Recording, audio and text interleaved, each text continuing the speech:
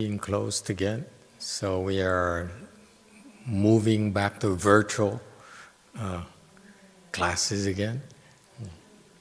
Well, glad to have you here, all of you. Today, as part of our ongoing Chan meditation training, we'd like to continue investigating and studying from Dharma Master Heng Lai, which is a senior disciple of Master YongHua. He's practiced under Master YongHua, practices Dharma for about 50 years. Unlike myself personally, he was trained by Master YongHua. So you could say that it's fair to say he's an official descendant of the Chinese Weiyang lineage. Our Weiyang Chan is more Americanized than Chinese, okay? Because I really never practiced under my master in person. Anyway, so it is a great privilege to me personally to be able to listen to him and to learn from these great teachers. Not only am I curious about what initially my master taught them, and also I was curious as to what they got from his teachings as well. So it is wonderful we have these videos available. And I apologize to you, you internet people, that if we're a little bit late. That's because my internet person is late, which reminds me that when I first started 25 years ago, I couldn't understand why the Chinese abbots, when there is a ceremony, the strict teachers, the well-known teachers in Taiwan, I remember this master in Taiwan is very well-known. He, every time there's a ceremony, he would show up at least 5 minutes before it started. And me, as being from my corporate management background, is surprising, because to me it's like you waste 5 minutes of your life, 5 minutes of your time, which is, your time is very expensive, very important. Why would you spend 5 minutes waiting for people who are lower level than you? Okay, in a typical Buddhist temple, the abbot is number one. So it surprised me. I couldn't understand it for many, many years until I had my own temple and had to figure things out myself, because unlike these people, my master never taught me anything. He let me figure out things. He just told me to do things, and I have freedom of to do whatever I wished, whatever I feel is appropriate. Of course, it means that I had to spend time figuring things out. So I made a lot of mistakes, and I'm still making a lot of mistakes. But I refuse to come to stand there in that Dharma host position for 5 minutes early, because to me it still is a waste of time.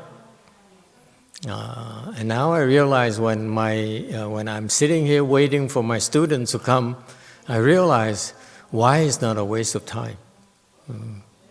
Because it's a teaching that I respect your time enough that I would stand there waiting for you. I would not let you wait for me. That's so classy of a Chinese way of doing it. Okay? Because in corporate America, if you're a big shot, you don't go there and sit there and wait for people to come to the meeting. Okay? That's demeaning. But in Buddhism, it's a sign of respect. You don't make others wait for you.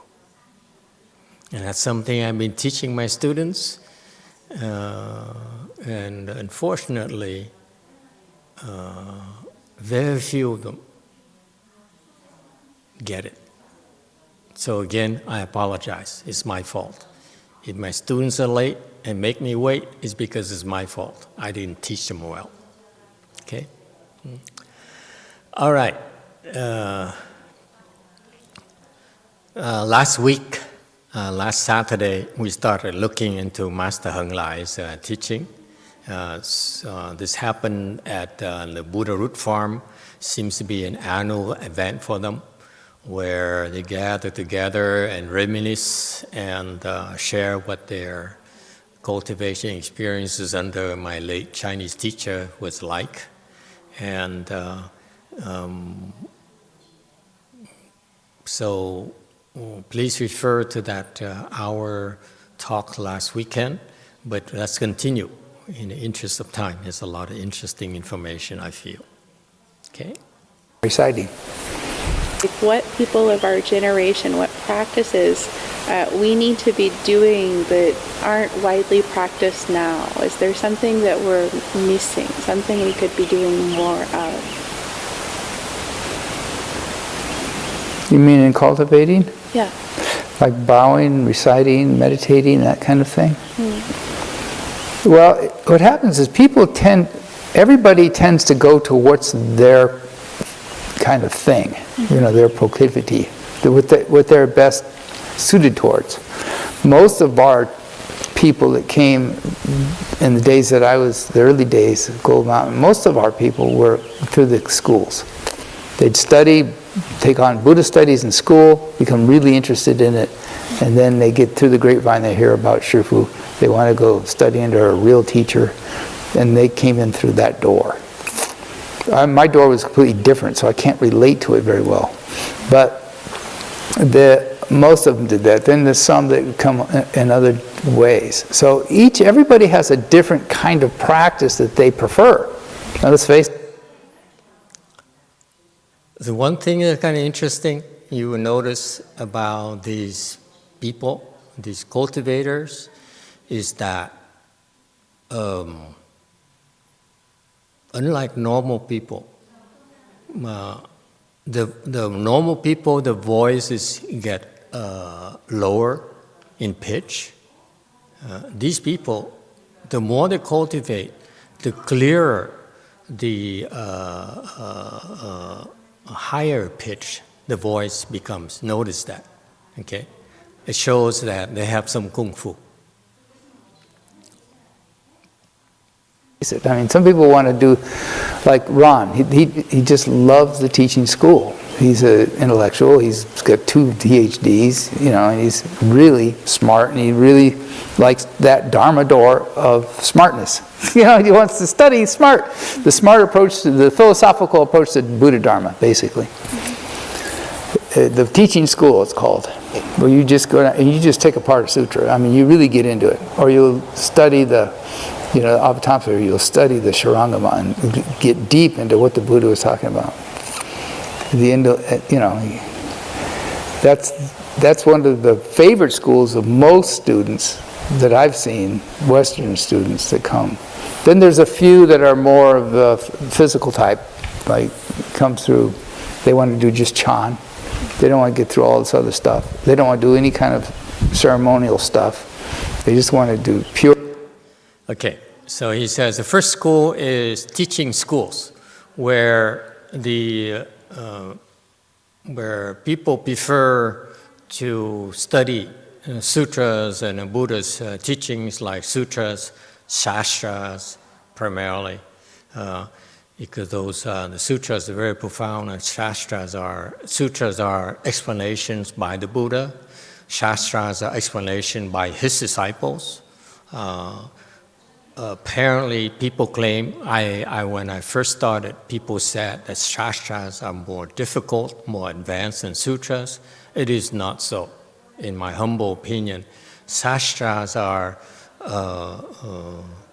not as profound as the Buddha's teachings. Okay, But anyway, so Heng Lai said here something that I disagree. It shows the lack of accuracy, personally. He says that these people are smart and they want to investigate in depth the Buddhist teachings. It's a wrong word to use. The word I disagree with is in depth. Okay? I would use the word in greater details. Depth requires the ability to get to a deeper level. For example, when you dive to a deeper part of the ocean, it requires you some training, it requires you the ability to withstand more pressure and so forth. So depth there is quite different from swimming at a shallow level further. Okay, so the skill level is different. Okay, so so I would say that these people, and typically, most of these people who it's true, these people really enjoy the Buddhist teachings. I also do, because I find them to be very fascinating, very profound. The more I study, the more I enjoy it. Okay,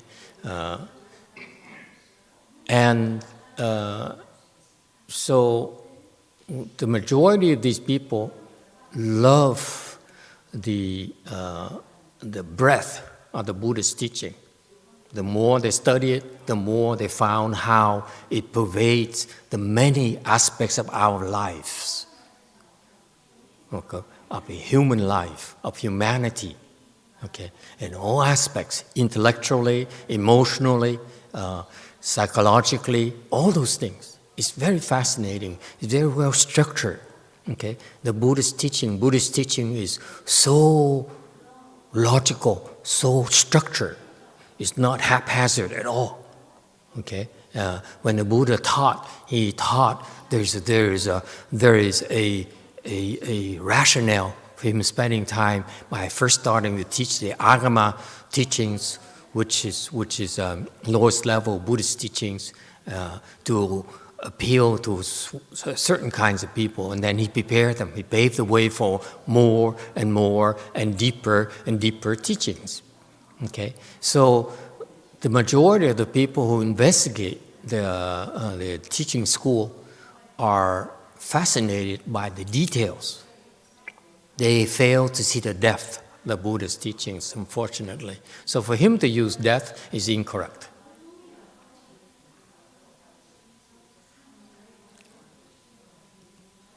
Chan, wake up, become enlightened. Like me, that's my approach. So I just wanted to get to the meat of it. Thank you very much. But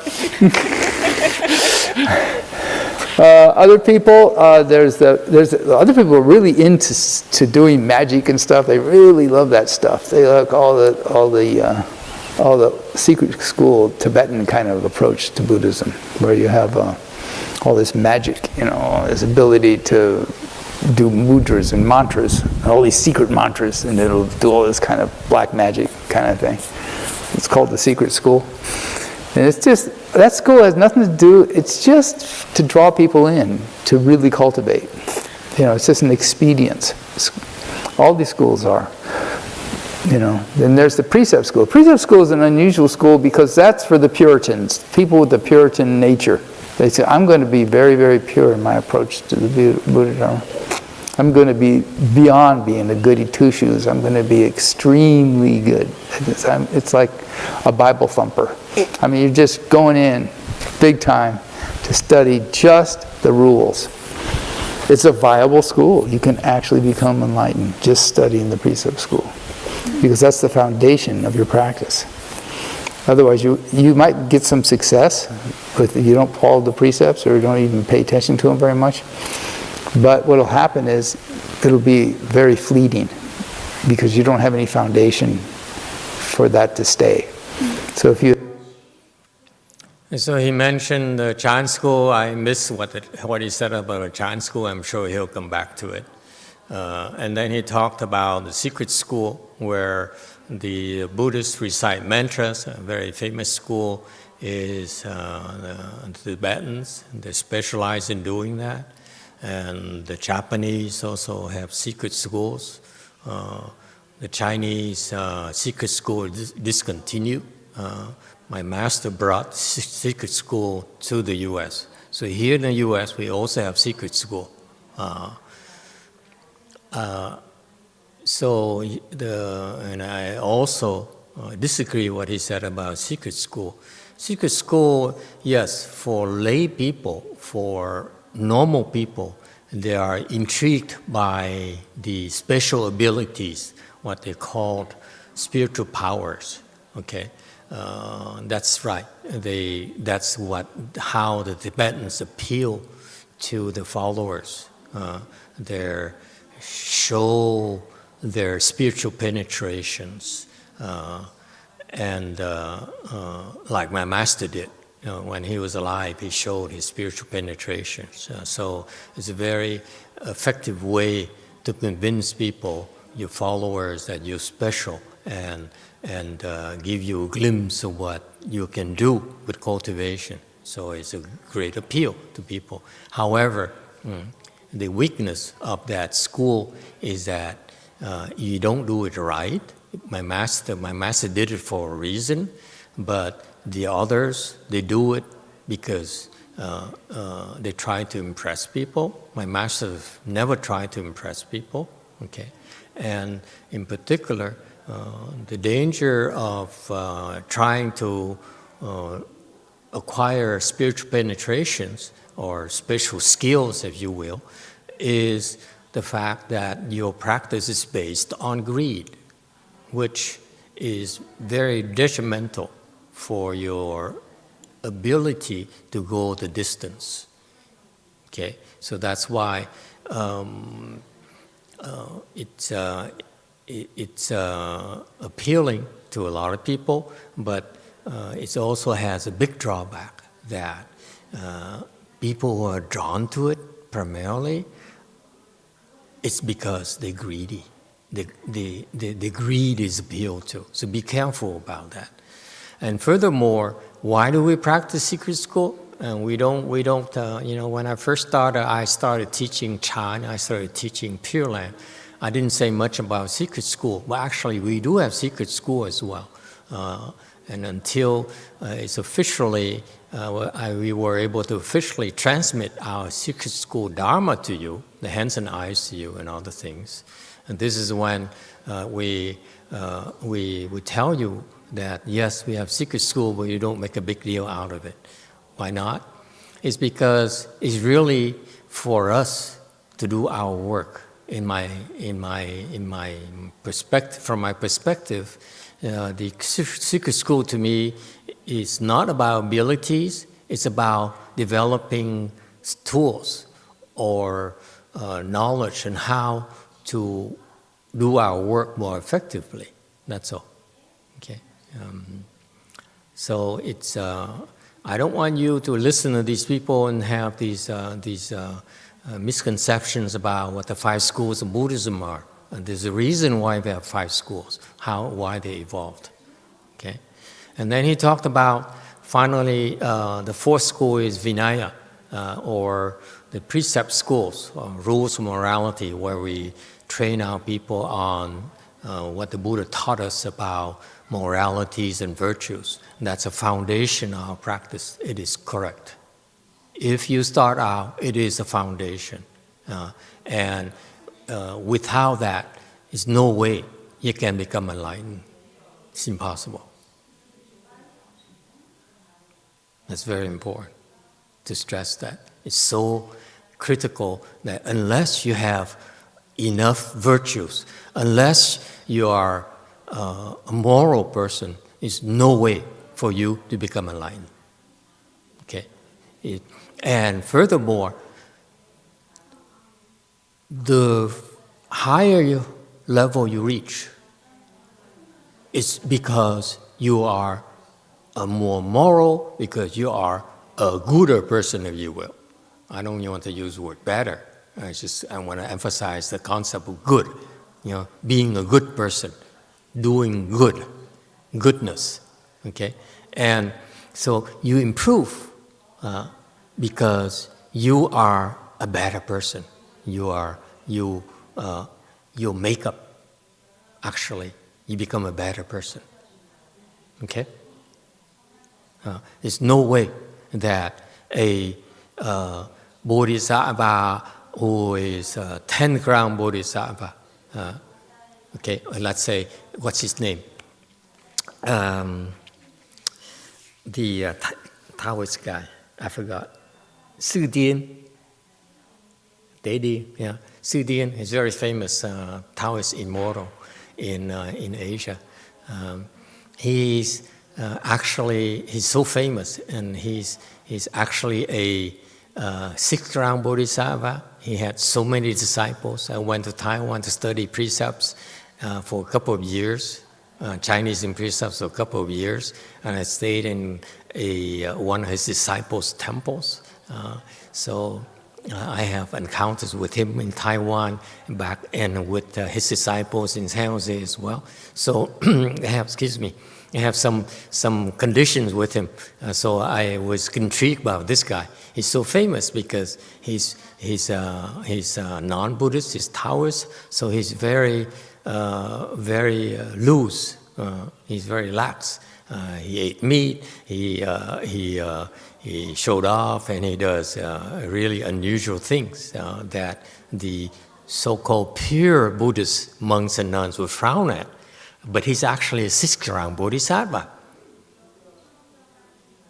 And you have a 6th ground Bodhisattva doing his things, and you have a low-level Buddhist disciples, low-level Buddhist monks and nuns who criticize them. You said, you see, these Taoists, they're impure, they are unruly, and all those things.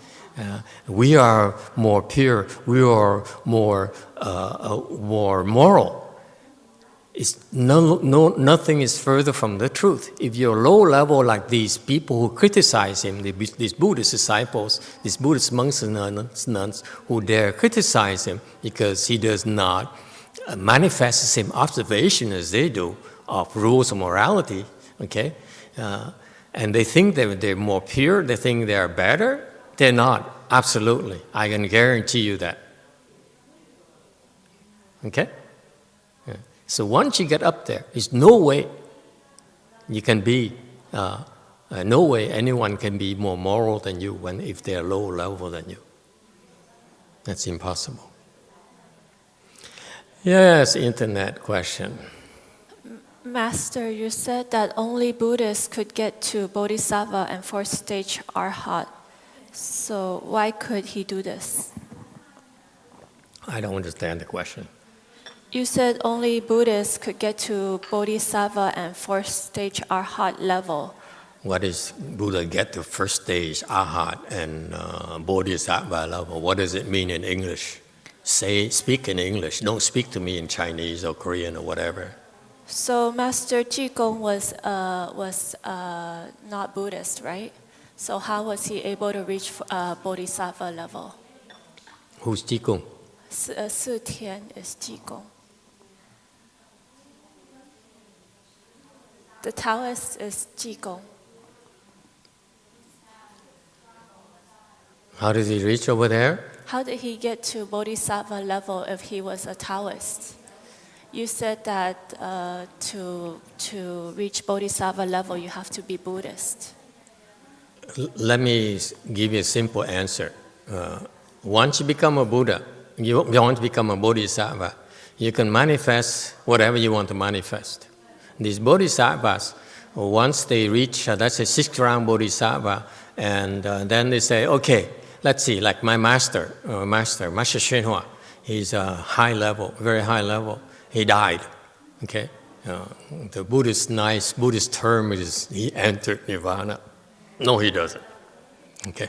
That's baloney. Only low-level Buddhist people talk like that. He died. He asked me, yes, he died. He passed away. Okay, you want to think he entered Nirvana, be that way. But he didn't enter Nirvana. Nonsense. Okay? He has no time to enter Nirvana. He has no need to enter Nirvana.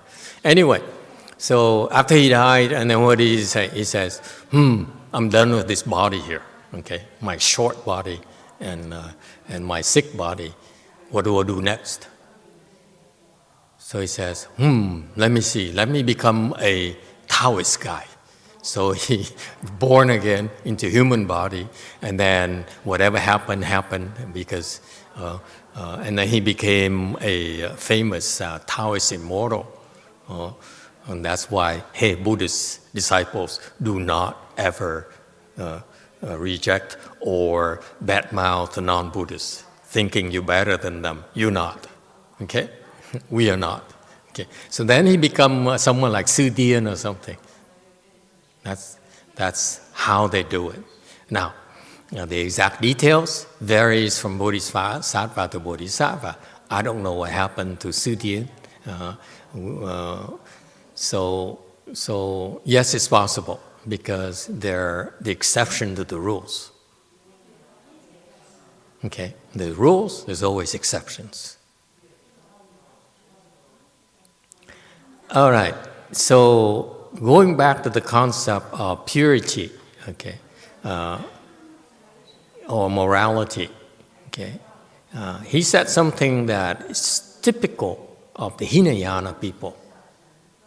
Their understanding is so limited to the Buddha's teachings. Is because none of them specialize in studying or investigating these people. At least they don't specialize in learning about the Precept Schools anymore, because it takes a very long time to do that. It takes an entire lifetime to do that. Okay, in order to penetrate it, it's very difficult. It's a lot of materials. Okay, and plus it's really no so-called patriarch.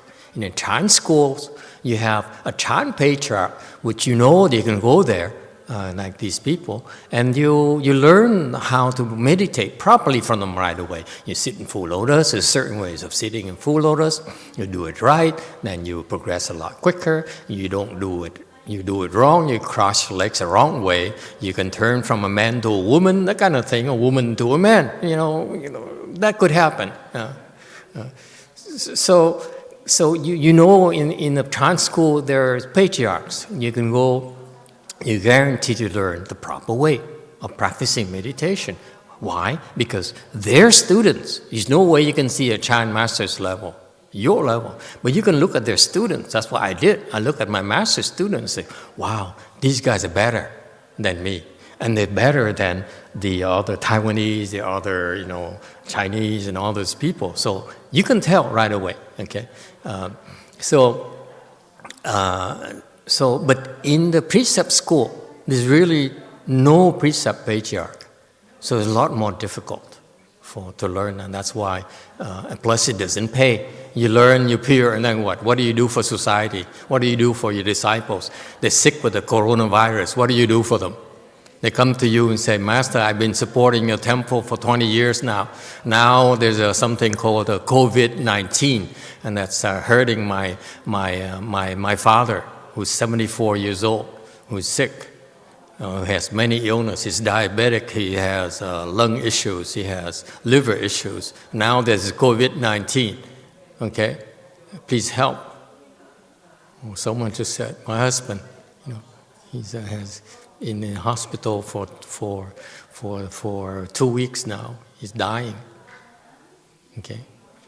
Precept School people can't really do much for the students at all. So that's why nowadays in Buddhism, the monks and nuns don't investigate the Precept Schools anymore. And those who do get very scanty support, okay? Except for places like in Taiwan, it's a disappearing thing. In the US, of course, if you study precepts, good luck trying to find someone to help you, support your studies of the precepts, since you actually are useless to society, okay? So in Taiwan, they respect that. They have that Buddhist tradition where they respect that as a evidence of your level of purity. If you're pure, then you deserve to receive support offerings you will. Yes, question? Master, it seems to me that following the Precept School, you either follow the precepts or you don't. So what's the basis of studying? It seems like it's pretty binary. Yes, I follow the precepts, or no, I don't. Excellent. Yeah, thank you. You should come to my classes more often, at least virtually. It's what is called, professionally called, leading question, because that's where I want to go. This is what I tried. It's a culmination of my comment, you will. I said, it is very difficult because number one, you have no patriarch to tell you that can show you a pathway to get there. Okay. However, I haven't done it yet, but the way I look at this process here, okay, it's just my interpretation. Please take it with a grain of salt. I'm an idiot. Don't take everything I say too seriously, because I have an hour to entertain you. That's how I look at it. So I'm open my mouth and say stupid things. Okay, but the Precept School is very fascinating. Okay, people look at it as learning about what is the precept of non-killing and what would constitute a violation. There's some conditions of violations. Okay, for example, I just give you a glimpse. If you lay people, you have a precept of non-killing, then in order for you to violate it, you have to, number one, have the intention to kill. So if you put your hand down on the table and you inadvertently kill some ants, oops, okay, it's not a very it's a grave offense because you never intended to kill the ant. Okay, so you have these conditions. So it's very precise on how you how you stay pure and what constitute a violation of your purity. So it's very fascinating. It's intellectually very, very logical. It's very stimulating. It's very, very fascinating to me. I went to Taiwan to learn, have a glimpse of those things. And as was the questions pointed out, either you violate it or you don't violate it. How do you become enlightened? How do you make progress? Okay, and you make progress because the purer you are, the better you are at observing these rules of morality. Okay, that's how you improve your samadhi level. So that process right there is not that much different from Chai. It's very fascinating. I can't tell you more than that because it's a different world, and I don't like to talk unless I've seen it in action, unless I hope in the future, probably not in my lifetime, in the future generations, I would like to have people who I would like to sponsor people. I hope when I die, after I die, I leave enough money for you to continue your cultivation without having to worry about money, and even invest in people who are willing to just study precepts and become enlightened through studying precepts. It's possible. It's very fascinating. It's not that much different from Chan in my imagination. Okay, it's the reason why but unfortunately, the Precept School people right now in Taiwan, in China, whatever, in Asia, they don't quite understand how to do it. So in the future, boys and girls, we need to bring them here to the U.S. And if we have enough support, I will invest in sending people to Taiwan to learn about the precept marks meaning those books, how to read those books in Chinese or Sanskrit, whatever. I don't care. Whoever wants to go there, I send you over there and support you and support the temple to make sure you learn all these marks, these descriptions of what the precepts or rules, moralities are. And you come back here and I show you how to practice it and become enlightened through studying precepts. Okay, that will be a fun project for me. Okay. I'm willing to invest in it if I'm given a chance. Anyway, so this fascinating because with precept schools, they also have. If you look at that the precept teachings. Okay, I need to caution you. I only have a glimpse of a small portion of it. So what I'm speaking is way out of my depth, way out of my range, but. I envision that the precept school, the Vietnamese school, unlike this guy's thinking is, you maintain precepts and there's a foundation. Not at all. Precept school is a form of cultivation. It's not simply a foundation. Foundation is when you first start. And then as you progress along, then it's no longer a foundation. It's a different kind of thing. Anyway, that's all I can tell you. All right? It's very fascinating. These people understanding, and I need to caution you, is very Hinayana. They lack the depth. Yes, question from internet. Master, do you know弘一法師? He was the last patriarch of precepts in China, I think. Yeah, but not here anymore. Okay. Hong Yi, I heard of Hong Yi and Tao Xuan, all those people. To me, unfortunately, I don't feel that the level is high enough to understand what I'm talking about. Yes, I heard of Hong Yi. I read Hong Yi, a little bit of Hong Yi's teachings, and I feel that his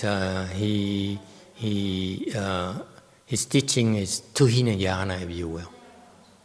Okay, there's also others, teachers, Patriarch school, but to me, it's a Hinayana Patriarch. I'm talking about the Mahayana Patriarch, like a Chan Mahayana Patriarch, where they have a full range of training tools.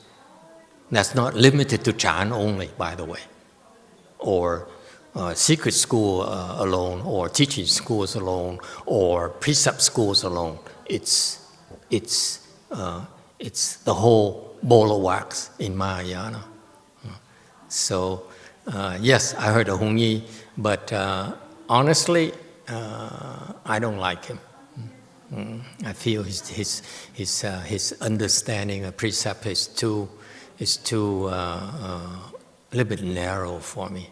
Okay. Anyway, but again, I need to caution you. I never spent that much time on studying these people, but my first impression is not favorable. It's a lot less favorable than my first impression of this guy here, for example. Okay, so that's why I don't waste too much time. Yes.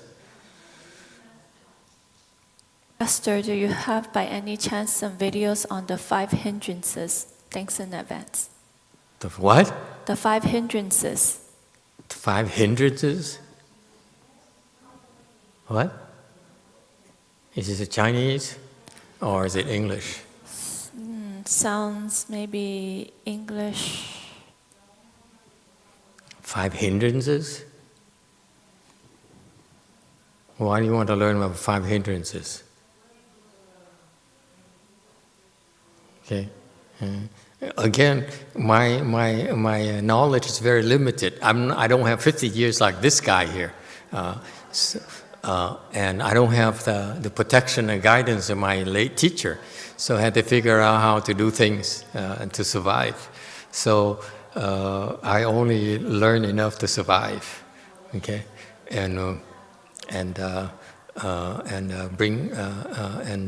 not to freeze to death and not die of poverty. Okay, And it's very interesting when he talks more, and I want you to see how different we are. These people are so protected. I have a much more difficult childhood, if you will, where I was exposed to a lot worse conditions. So I don't have their comfort level or their if you will, sense of entitlement. Huh? You attain some kind of samadhi or some kind of, like even if you open up your five eyes, you see, open up your heavenly eye, you see all kinds of stuff, or you're able to leave your body, start traveling around. All that stuff will just close back down again because you don't have a solid foundation in the precept. And this is also so Chinese. When I was there for 4.5 years, okay, you don't look at people's eyes, especially opposite sex. You don't look at like we in America do it here. You know, you don't talk to someone, and when you talk to someone, you look into their eyes. You don't look sideways. So I remember when I first started, I was talking to this lady here, and she stood in front of me, and I looked a little bit to the side, and then I talked to her. As the conversation went on, she started shifting to my right. Okay. So I started going to the left again. So we're going like that the whole time. And then after a while I got stuck because there's a wall here. So I started going this way and she started going this way. So we both were going like this, left and right, left and right. So it's so Chinese, if you will. Okay?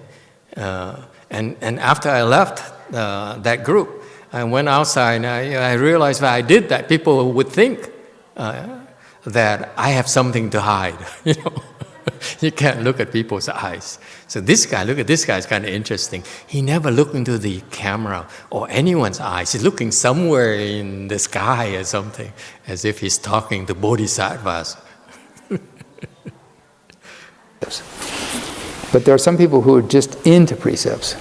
See, never look straight at anyone. There's not that many of them Look at him. today, but they still, it's a viable school, and it's where you just don't do anything but focus on and study the precepts purely and practice them purely to an nth degree. I mean, really.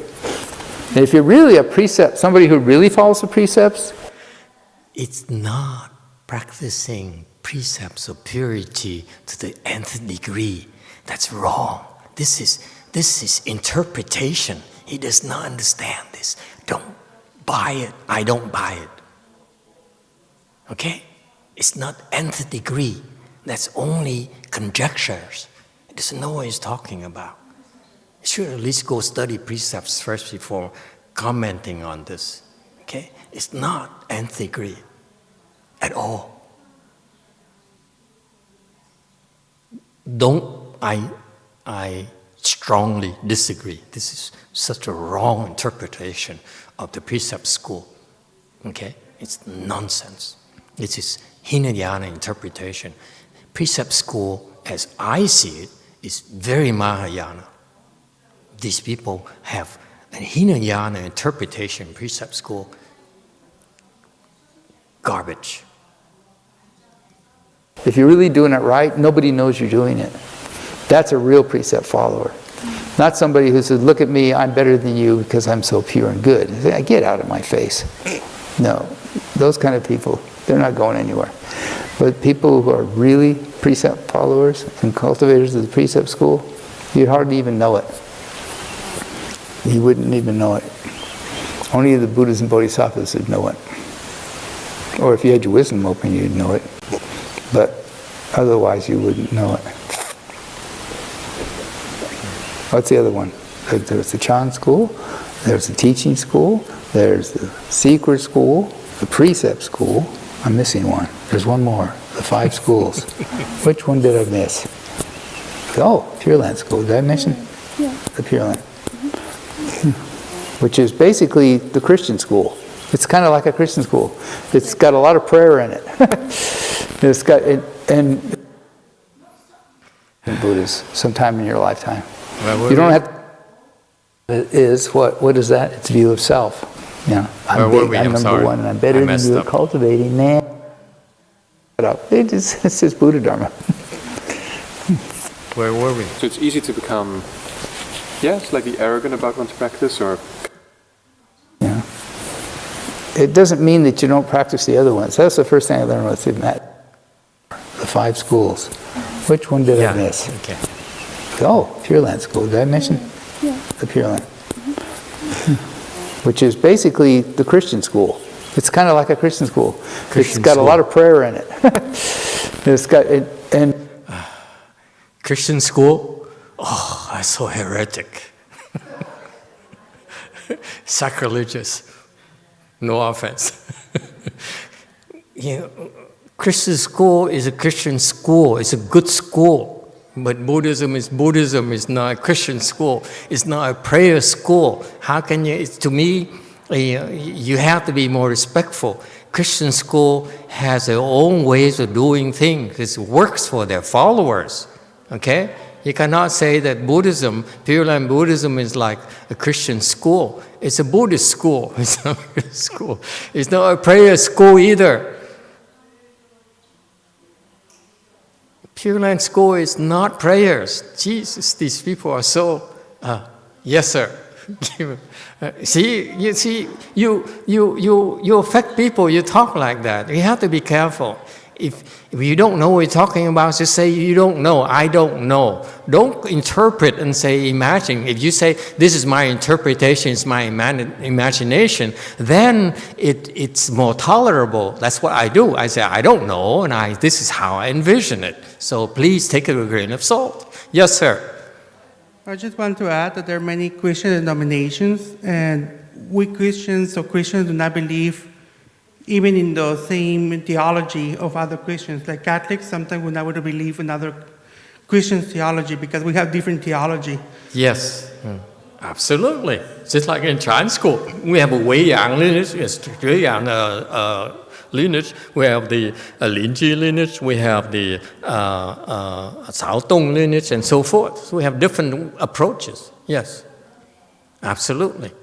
Okay, but it's not prayer at all. Pure Land School is never about prayers. Okay, it's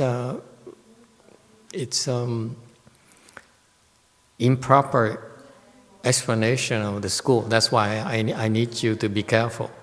Don't get caught in these things. Yes, I revere them. I think they're outstanding people. Okay, they're outstanding monks and nuns, but they have the limitations. Okay, what he talked about here, I disagree strongly. Yes, go ahead. It shows he does not understand Pure Land School at all. He does not take it seriously enough to investigate it.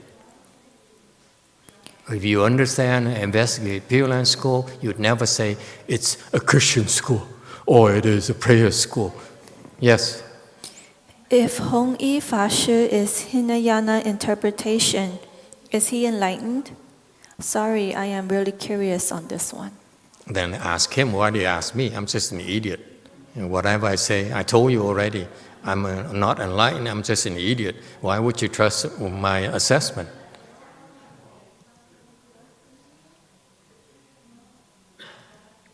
It's, strangely enough, it's really the easiest school to accomplish something with, unbelievably. Easiest school? No, it isn't easy. It only appears easy. It's one of the most advanced schools. That's why it looks so easy. See, these people don't have, if my master is here, I think he would agree with me. Oh, never mind. Because you just say, okay, I don't want all this detail. I'm not an intellectual. I just want to recite the Buddha's name and get born in his heaven. End of story. Don't bother me with the rest of the stuff. So, okay. How do you know your school? Is it by your proclivities? Is it by what you're drawn to? You probably already have your school. Each of you already figured that out. it doesn't mean that you don't practice the other ones. That's the first thing I learned with the Abbots. We practice all of them. Every day, actually. If you go to any of our way places, you pretty much practice all 5 schools during the day. Because you do the Shurangama mantra, that's a secret school, believe it or not. And like the Da Bei Jo, that's another. All mantras are a secret school. That's from the secret school. So that's a secret school. So you actually practice, and then there's a priest. So you're doing all the schools. And the Shifu always told us, there's no such thing as schools anyway. People they're just attached to things. When the Buddha's in the world, what school was he? What school did he set up? It's just Buddha Dharma. Okay, that's the end of the section where we talked about the 5 schools. It's overall, it is a good assessment. When I first heard it, this is the second time I heard it. The first time I heard it, I liked it because it's a fairly good assessment on the 5 schools. Now that I listen to it with you again, I find that I find myself compelled to remind you that it's a rather simplified, oversimplified assessment of the teaching school, of the precept school, of the secret school, and of what else? The Pure Land school. Okay, he knows about Chan, he knows a little bit about Chan, but the other schools, he's not a specialist. So be careful.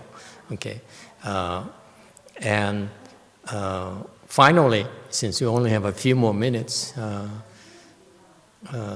he said something that I liked the first time I heard it. He says, you probably have a school already. You probably have a tendency, a preference for how you want to cultivate already. Most of us here in the temple is Chan, for example.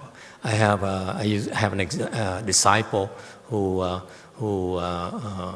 is an engineer. He says, I'm a Chan person. I don't care, Master. You can teach Pure Land all you want. I'm Chan. I used to do yoga. Now I do Chan. I don't do anything else. I don't do low-level Pure Land, that kind of thing. In parentheses, like you. So it's true that you have a preference already. That's normal. Because you have, if you're intellectual, yes, you tend to prefer to stick with the teachings because it appeals to you intellectually. It's very intellectually appealing. The sutra, the Buddhist sutras, or even the Vinaya, if you ask me personally, is very intellectual. Even precepts are so intellectual. Anyway, and it's true. So I agree with that. However, how does it help you?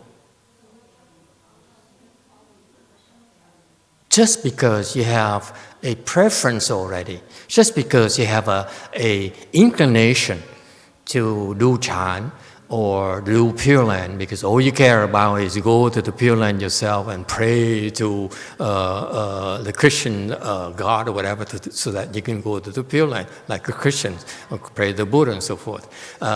So how does it help you? My point being that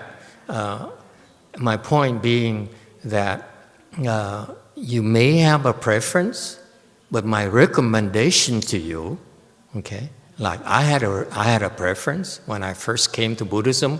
I prefer to meditate only. I found that everything else is a waste of time. But then circumstances forced me to learn about precepts on my own and Pure Land and so forth, investigate Pure Land and secret school and so forth. And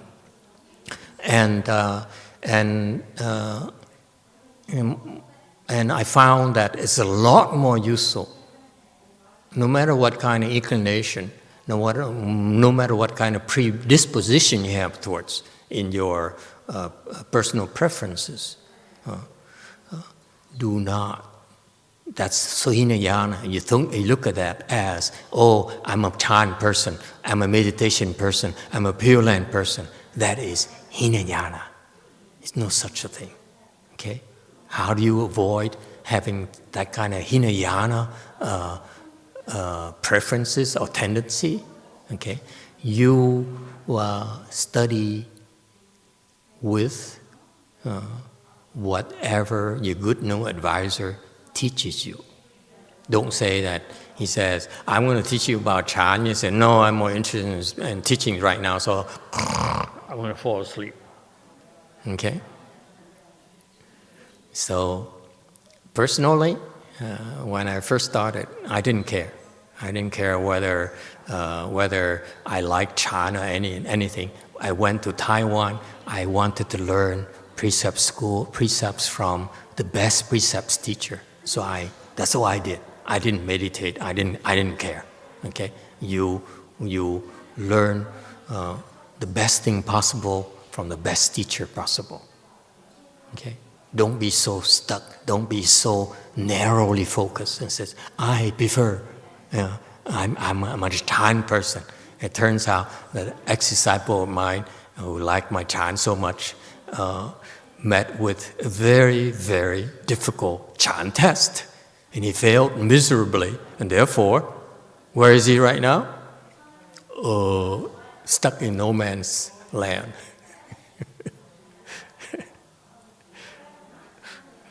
All right? So, anyway, so next time we are going to the next topic, which is, what is it?